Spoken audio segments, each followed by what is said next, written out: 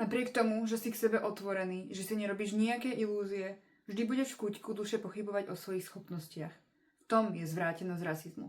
Ahojte, tak som tu dnes opäť s kytačkami a tentokrát to bude na knihu Pod kožou. V hlavnej úlohe tejto knihy je nedôveryhodný rozprávač, ktorý síce o sebe toho veľa neprezradí, no snaží sa vyrozprávať príbeh svojej rodiny. Po smrti svojho otca skladá skladačku o svojej rodine na základe spomienok a predmetov, na základe vlastného vnímania sveta, ale aj na základe spoločenských pomerov v Brazílii, kde je stále prítomný rasizmus. Čo ma hneď vtiahlo do knihy je rozprávanie v forme, to mňa vždy totálne dostane. Neviem, či je to pretože mám vždy pocit, že ten príbeh je potom rozprávaný mne, ale samozrejme to tak nie. V tomto prípade rozpráva príbeh rodiny syn svojmu nebohému otcovi, ale mne vždy takéto rozprávanie príde nesmierne osobné a zistila som, že vďaka tomu knihu o mnoho viac prežívam. Autor v tejto knihe otvára otázky, ktoré si častokrát kladú čierni ľudia. Či sú dostatočne dobrí? Keď niečo nevedia spraviť, je to kvôli farbe ich kože, alebo naozaj na to v skutočnosti nemajú? Keď ich pochváli beloch, je to myslené úprimne, alebo sa len dotyčný bojí, že by ho niekto obvinil z rasizmu? Od začiatku knihy teda vieme, že otec rozprávača je po smrti,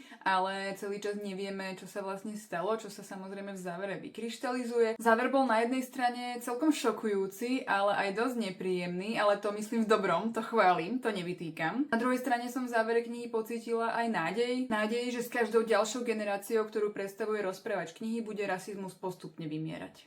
To by bolo na disk tejto knihy odo mňa všetko. Určite pýtajte, či ste knihu čítali, nečítali, budete, nebudete. Aký máte názor? Ja možno želám krásny večer a čítajte.